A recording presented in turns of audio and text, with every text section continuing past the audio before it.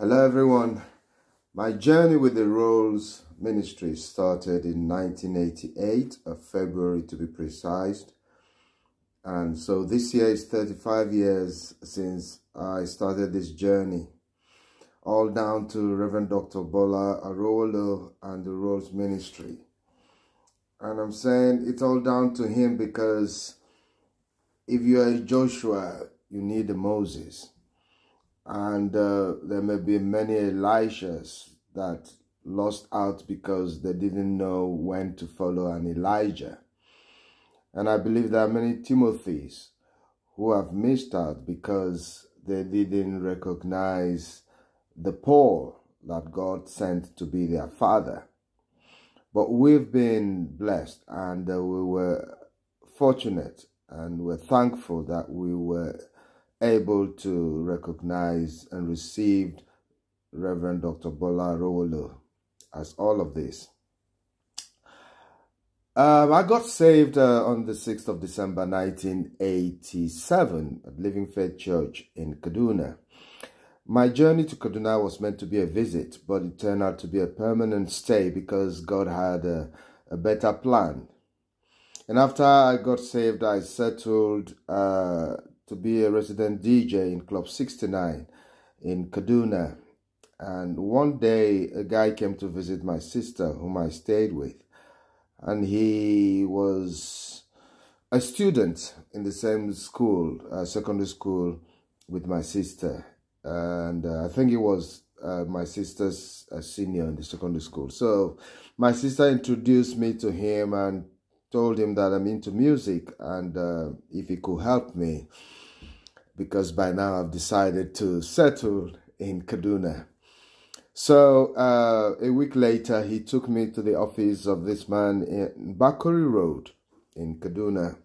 Bakori Road is very pivotal in my journey. So many things, both the ministry and the start of Green Pastures Church. So I walked into the office of Dr. Bola Arowolo. We call him Daddy. And he asked me, what do you want to do? I told him I wanted to sing. And he said, you will not only sing. And that's what has shaped my life till today, because that prophetic declaration that I will not only sing has shaped my life and lead me to places and make me what I am today, and is still making me. So he sent me to go into the academy, the Rolls Academy of Sacred Music, where we were all trained. I remember that week, Samson also came. So we were two of us that week, Samson and Roxanne and Sam Phil, or whatever you call him. And we were sent to go and study. The thing about the Rolls Academy of Sacred Music is that it's not just that kind of music school you would think of. It lived up to its name, Academy of Sacred Music, because everything was taught based on the scriptures. And you could see that this man's vision was inspired by the Holy Spirit, because there was nothing like that. I don't think there was any music school or whatever, that operated like that. And he himself can't, if I'm wrong, Daddy, you will correct me here, can't point to anyone who raised him in that aspect to establish what he did, except God. So we were taught how to be ministers. We were taught how to be God's servants. We were taught how to be worship leaders, not entertainers. We were taught how to serve and not to be served. We were taught how to live a sacrificial life as ministers. We were taught to give and keep giving. We were taught not to be looking up to anybody as our source of income. In fact, one of the slogans I could still remember is that Daddy used to tell us is that God is your employer.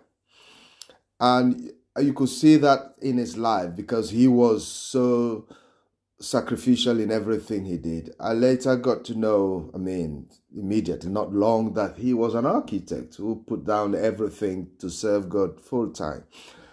And he put in a lot of sacrifice for us to be raised, and mommy as well, his dear wife, Reverend Mrs. Yemi Arowolo. Mommy stood by him, and she's still standing by him now, sacrificially, contributing to the ministry and giving their resources. I still remember when I used to go cash mommy's check when daddy wouldn't have money, not for anything, but to put into the ministry so that we can travel, we can do what we needed to do. We'll go for programs. We will use the proceeds of the 250 choruses, volume 1 and 2. I don't know how many of you will still remember that. 250 choruses, volume 1 and 2, both the cassettes and the booklets. That was the major resources of the ministry, and everything sold was put back to support the ministry, because there were places we go to, there was no honorarium or whatever, and some places you go to, or whatever you're given is not enough to even cover your transport. And sometimes the ministry will use the minibus to do transportation for us to be able to keep the ministry afloat. So that's how we were raised. It was like what Jesus said to his disciples. And as a matter of fact, this man used the model of Jesus' ministry to raise disciples. Honestly, he used the Rolls ministry. If there are things I would like to say about this ministry, is that you're not just trained to be musicians.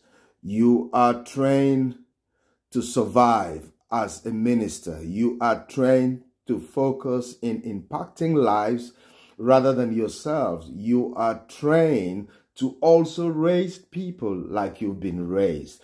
You are trained to go forth and never to look back.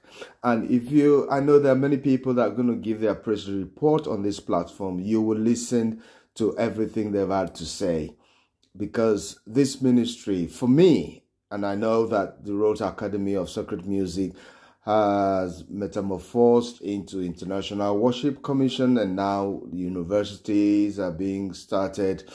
But to me, this ministry was sent by God to raise men and women, and I'm privileged to be one of those people that have been raised by this ministry.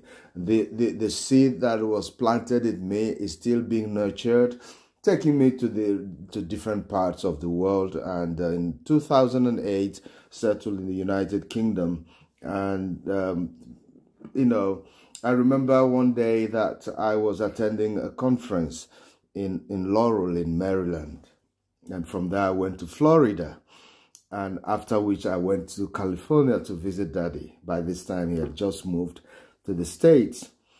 And as soon as I arrived in JFK, New York, I went by faith. I'm just trying to share how we were raised to be ministers and servants of God.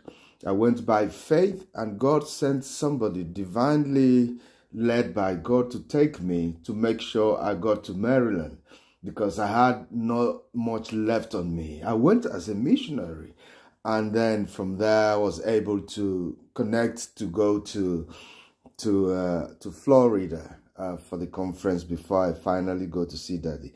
And all these were done by faith. There wasn't honorarium. So if you think it's only in Nigeria you do this kind of a thing, or here in the UK, all over the world, God can just allow you to go through that path of solely relying on him. But if I didn't have that upbringing, if I didn't have that training, I don't think I would have been able to survive the things I've seen in my ministry around the world, and even here in the UK that I'm based now.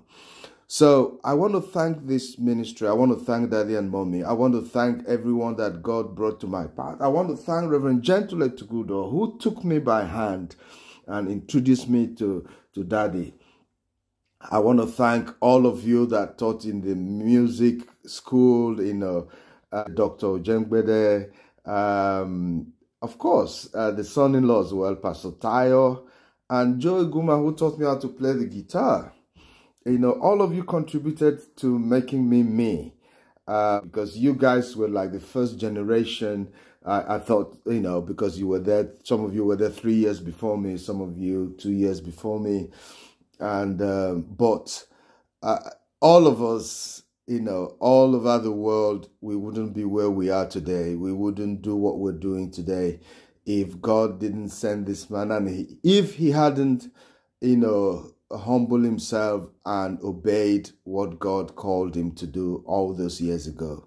So these 40 years is just to thank God and to celebrate what God has done. In 1990, the Lord did something. There was a turnaround in my life and in my ministry when on the platform of Reinhard Bonnke Crusade, where Daddy was the music director, and he went on to become the music director for Reinhard Bonnke for West Africa. I happened to have a chat with Reverend Harmony Ibe, who was also part of Daddy's group at the start of Living Faith Church, where I got saved. And he was part of us singing with us on that platform. He said to me, I'm traveling to the UK. When I come back, I would like to have a chat with you. I had no idea what he was talking about. But later that year, we were in Lagos when Daddy was training some people, but in, I think in Yaba, Foursquare, and then also in Bethel Ministry with Dr. Oduyemi of blessed memory. And Shegun, Pastor Shegun Gilbert, who is here in the UK with me, was there with him. And one of those days we were having a devotion, and Daddy said to me, the Lord had told him that I will be sent forth, I will be released. And I received that word with mixed feelings, because you wouldn't want to leave Kaduna after you have become, you've risen, you've grown anyway. So, when we got back, there was this invitation of a group coming out of the United Kingdom, and Harmony Ibe of blessed memory was part of them. We did a gospel tour in Kaduna, Jos, and Bauchi, and then they mentioned to me that they wanted me to join them. Apparently, Reverend Harmony had already told them. So I didn't know that what he mentioned to me on that crusade ground of Reinhard Bonnke, this is it. And initially I didn't want to, but at the time I was the band leader. Pastor Uche Ugweji, another friend of mine, brother, whom I admire so much, had moved on, went to Bible college and moved to Kano, and becoming the worship leading of the band, praise worship leader, and the lead singer fell on me at the time. So I said to Joe, these things that people are talking about, we both said, no, it's not going to work. But you see, when I got back to Kaduna, I told Daddy, he said, yes, you're going to join them. So I was released as a missionary to be with Elam. And from there, the rest is history. One of the things that we used to do in Kaduna, bi-weekly, every fortnight, called Victory Praise Music Therapy, put a seed in me that birthed Liberation Music Hour in Bauchi. And also, I started a music school that raised people based on what I was taught in Kaduna. And the weekly program or monthly program I've started as well in a hotel, was akin to what we were doing in Kaduna, Victory Praise Music Therapy. And from then on, I rose in Elam ministry while I was still doing my music to become the field superintendent, and then eventually moved to the UK where I am now. Those words you will not only sing, that the man of God prophesied over me, as come to fruition. Today, I'm not only a pastor or a music, a worship leader, a recording artist. I do many other things in ministry, reaching out to people in the marketplace, chaplain with the military, chaplain with the hospital, and some other things. I volunteer again with the UK government that I wouldn't like to say, for security reasons. But this is the celebration of the roles 40 years, and I am embodiment of this. I am a proof of what God can do through a man who who humble himself to obey God. So congratulations to us. Congratulations, Daddy. Congratulations, Mommy. And congratulations to all the roles, home and abroad, around the world. God bless you.